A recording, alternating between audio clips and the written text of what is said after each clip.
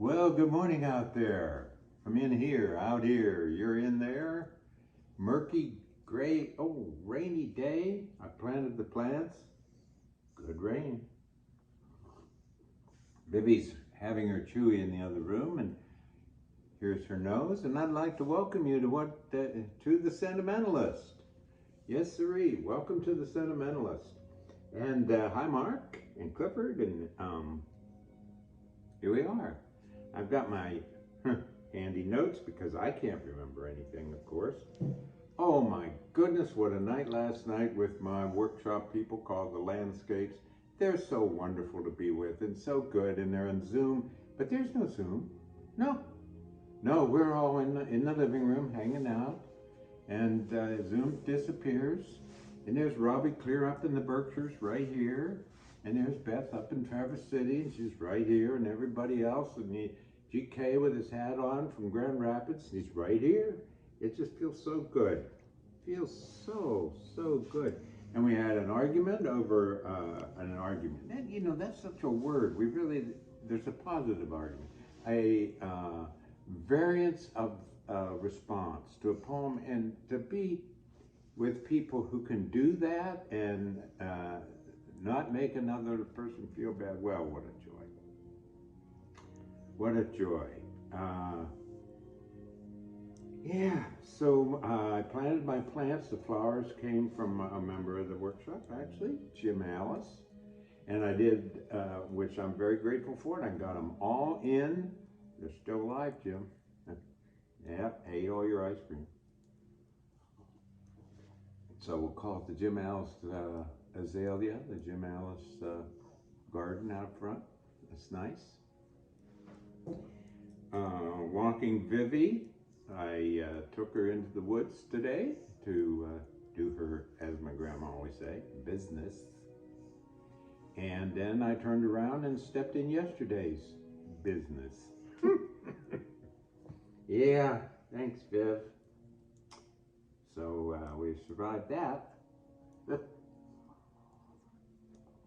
I try not to make things a metaphor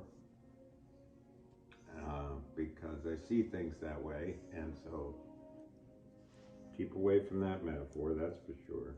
Jeez. I had a workshop at the library on Monday. Wow, was that terrific. And it was based on what happened that you don't experience a poem anymore. You don't just sit down and say, well, I think I'll experience a poem by Seamus Heaney this morning. It's a good rainy Irish morning. I need an Irish poem. Good old Seamus, he'll read to me some Irish thing, about bogs and peat and all that. And it was a wonderful workshop. I gave him a whole new way. No such word as reading with a poem. We just used a whole set of things that tied into types of experience. What all did you experience that's in this poem or suggested by this poem? Oh, these people were so kind and good and fun in the library. And you know what? We're going to have another one on May 2nd. There was a waiting list. And I said, sure, I'll do it again. And so if there's room left, love to welcome you to the Saugatuck Douglas Library. It's such a nice place to be with such nice people. And why am I talking so fast? Slow down. Maybe that's the metaphor. Yikes, gotta write some more blurbs. Have another book of poems. I think after all these years, I have more blurbs out there than poems. I've probably had more blurbs read than poems. I should have been a blurbist. We have music in the background today. Is the music okay? Oh, Julie wants, we need my phone to turn off Shostakovich and this fabulous 5, or whatever it is. This is baseball season. That means my dear friend back in my little hometown 420 miles away is a big Pirates fan and Indians. And I'm, of course, from Pittsburgh, so big Pirates fan. I'm a Pirates fan. And it's so fun because she likes to text back and forth. So do I. It's not saying I don't. And back and forth we go back. Oh my goodness, I'm biting my nails in the ninth inning, and I'm up to my elbows. And oh, if Reynolds hits a home run, we win. He didn't. And, oh man, maybe tomorrow. I love how she ends very often. Maybe tomorrow. Pirates lose a lot. Mm-hmm. And we did another sound path at yoga, which is beautiful to hear these sounds. I think it works. Julie and I talked about it. Seems to work a little better on her. Um, I'm a little more relaxed when I leave. We have to carry Julie out. She really, really takes to it. We had Easter bunnies all around the house, which reminds me of how many people I've talked to. It's not, it's a side thing or a result of the pandemic, of how many people I've talked to who have taken, things have just sort of taken for granted. It can be anything, and it just fits the sentimentalist. There's this, boy, I get in the morning and I've just decided to use my mother or grandmother's coffee mug from now on. Every morning I'm going to do that. It just feels so good to do that. All these little things that are coming alive kind of for people, or coming into meaningfulness for people, or they're looking at the photographs or getting out an album or looking at the paintings in their home a little more, or buying a succulent. And I think that's wonderful. I love that. We have a very, what would you call it? Mixed thing going on. It's very traumatic and tragic. Our next door neighbors, Rich and Joey, they have a grandson. Believe it or not, he got cancer. He's 15. And he's a basketball player and a charming, sweet kid, and everybody in the school loves him. And he had to have his whole leg removed at the Mayo Clinic, and maybe now his hip even. He was brave up until, and he's still brave. I don't want to imply that, but it's so frightening to him. I mean, 15 years old, and there went his basketball career. And I just think of things like the prom, and yeah, you're just one of those, you've all done that, where you're helpless. What do you do? Well, and then one thing I did, which any chance I have to celebrate the coach at Kentucky, John Calipari, as we call him, as he's called everywhere, Coach Cal, who's been a dear friend of the family for so long, and one of the most misunderstood people, or maybe the most misunderstood person I've ever met, because he keeps all his goodness so private. And so they only see him as this flashy, wealthy coach. Anyway, I contacted him and said he had a player this year who, for the first time in the history of college basketball, won every single major award in offense and defense, both. Nobody's ever done that. Every award, it's like a list, it's huge. And he's the sweetest guy from Africa, Congo, I believe. And so I wrote to Coach Cal and I said, not much, if you just sign something. The boy's name is Maddox, Mattox. Just sign something, maybe Oscar, that's the name of the player, maybe Oscar signed something.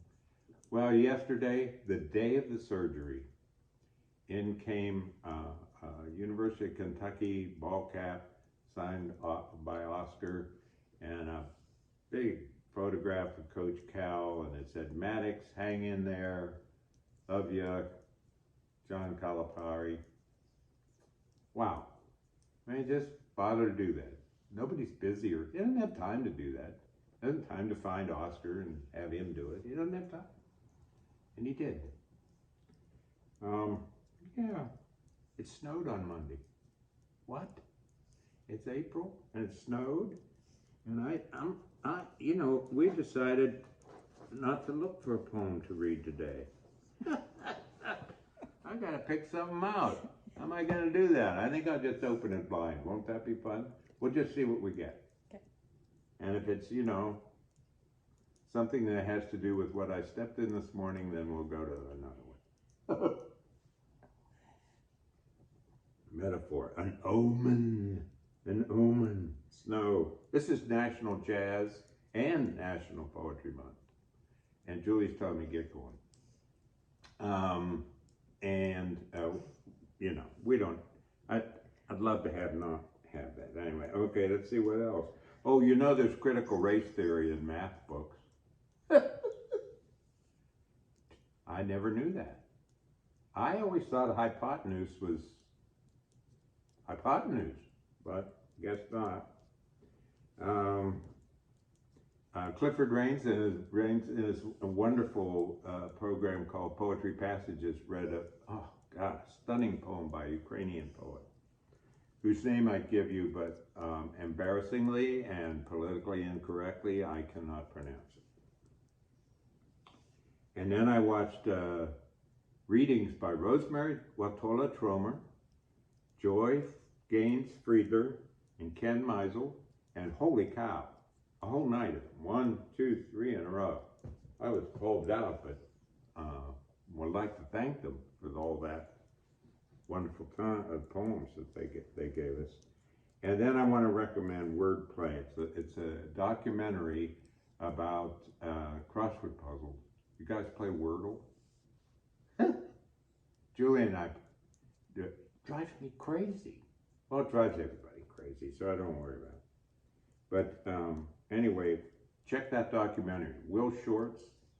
Imagine all the newspapers in the country, basically, they're up against the New York Times crossword puzzle. That's primarily why people buy the New York Times. Crossword puzzle and Wordle and the Pangram and all those things. How can FOMEH,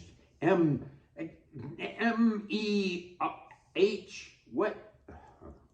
Okay, here we go. It's the Book of Rain. That's crazy. Now that is an omen. Come on. Okay, I'm freaked. Okay, the Book of Rain. The Book of Rain sits. Well, it can't really sit. On the floor beside this chair where I also sit. But this isn't really a chair. It's the daybed my grandmother had and never used after her husband died 4 months before I was born. It had been snowing all day, well, actually all night and then into the day. From then on, she sat only on chairs, lay only on his side of the bed. She had one chair by her window, another on the porch where in good weather she smoked and watched those walking by. I need to open the Book of Rain and watch photographs of rain-heavy clouds, torrents and trickles, devastated homes and flooded streets, puddles, kids just standing in the daylight rain, night rain, rivulets, people ducking under cover, soaked dogs sitting at front doors. This is our first attempt to put our morning show onto YouTube and Facebook and all that, and be kind. Try to be cheerful. Enjoy the rain. Take care. Thanks.